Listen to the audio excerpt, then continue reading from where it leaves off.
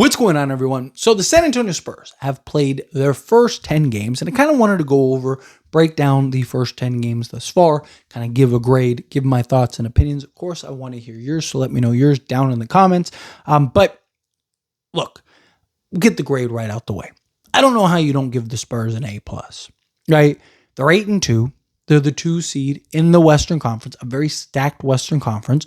They're winning games. They're finding ways to win. They went on a little bit of a losing streak, which happens. They bounce back immediately, rattling off 3 straight wins, getting a great and impressive Bulls win, right? After looking kind of dead in the water at times, buckled down, pulled that out. Again, team finding ways to win. Right, the 2 losses were, tough losses, especially that Lakers loss. Like, that felt like a game that the Spurs should have won, that they kind of just gave away. That felt like one of those games that were experience trumping inexperience, right? Like, Lakers kind of snatched that game. But nonetheless, you have some very impressive wins. And I know people want to talk about their schedule hasn't been great and blah, blah, and, they've been playing easy teams and all that. It's not their job to dictate, who they play or what. Like, this is a team going into this season that wasn't expected to be 8-2, even with their easy schedule, right? This wasn't a team that was expected to be the 2 seed in the Western Conference through the first 10 games. Now, it's very early in the season, of course. They might finish the 6th seed. Who knows, right? Like, they could end up falling off a cliff at some point and being a play-in team. I don't know, right? But the expectation this season, going into this season, was, hey, this is a team, if we can just make the play-in, that would be great, right? And I even talked about, right? Like, I could see this team being a top 6 seed.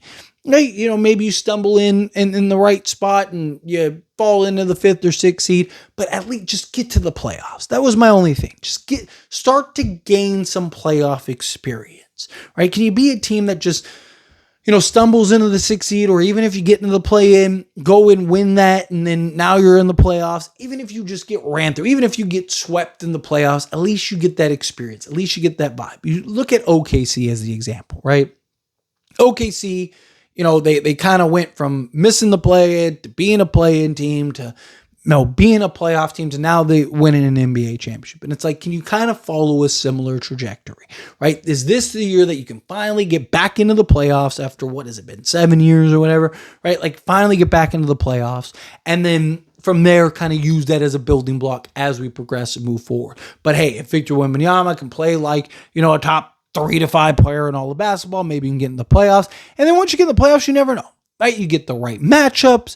You end up getting hot at the right time or something like that. All of a sudden, you could be in the second round conference finals, maybe even the NBA finals. Who knows, right? We've seen stranger things happen. But, the goal was just like, hey, just get to the playoffs, right? That'd be a huge step for this team. And again, you're talking about a team that is 8-2, right? Like, they have notable wins, right? Like, they're for the first time in franchise history, they started 5-0. Think about that. Think of how many good Spurs teams, great Spurs teams, 60-win Spurs teams that there have been over the years. And this was the only team to start 5-0. And then, like I said, you suffer a Suns loss that was just, it was just a dominant loss. Like, you just took it out, right? And then that Laker game, which again felt like a game that you should have won, and you kind of gave it away. And it's like, how do you respond? Right? Because like I said, losses happen. They started 5-0. You knew a loss was coming, whether it was the 6th loss or the 6th game of the season or the 60th game of the season. You knew they were going to take an L at some point, right? But the thing that makes good teams good is, how do you respond after an L? You look at a team like Chicago, who the Spurs just beat.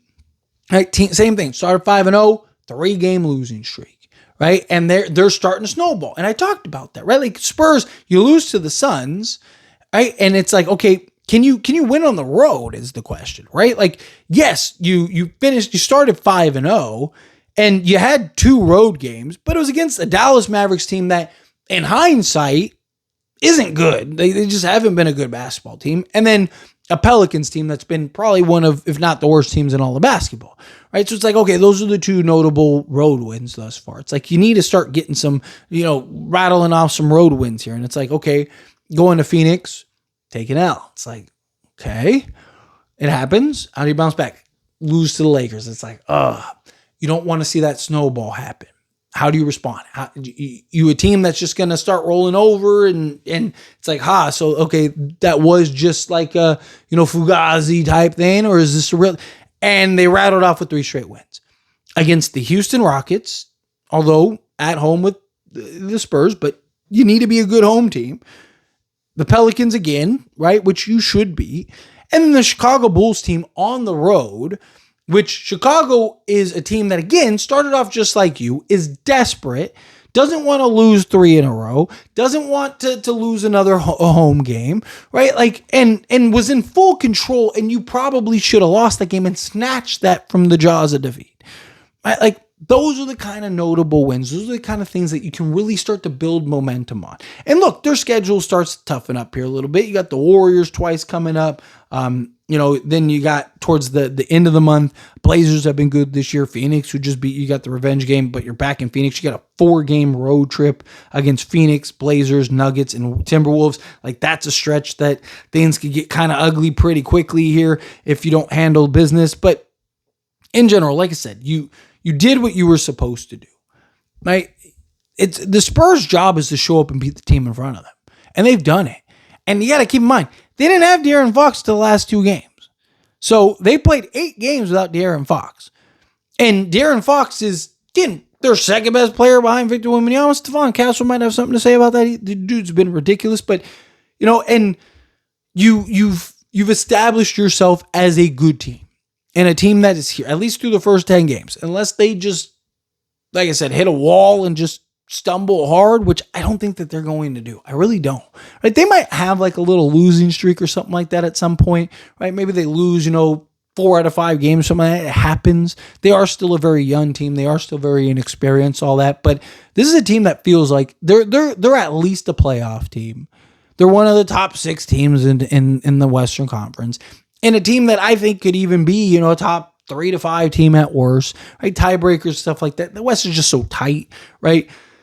But this is a team that, again, I wouldn't be shocked. Like, the Spurs are looking like a team that no one would want to play in the playoffs, right? I don't care who, even if you're OKC. Like, I would not want to play the Spurs in the playoffs, right? Like, every game I think is going to be a rock fight. I think every game is just going to be, you're going to have to beat the Spurs. The team that just like, hey, let's mark that as a win on the calendar. Those days look to be over. Like, this is a team that is smacking. And again, I don't know how you don't have them as an A+. I don't. Right? Like, we'll evaluate them again once we get 25 games in. Because I like to do 10, 25, 50, so on and so forth. Right? Like, so when we get 25 games in, so another 15 games, we'll really kind of evaluate this again and kind of see how this looks. But I mean, I don't know how you don't look at this team and go like, yeah, this was an A+ effort thus far through the first 10. But anyway, as always, this is a discussion. I pass question to you. Let me know your thoughts and opinions down in the comments. That being said, if you haven't liked this video, hit that like button. Helps me not. We enjoy these types of videos, and I truly appreciate it. Not subscribe channel, hit that subscribe button. Turn on the bell notifications. Appreciate y'all. See you in the next one. Thank you.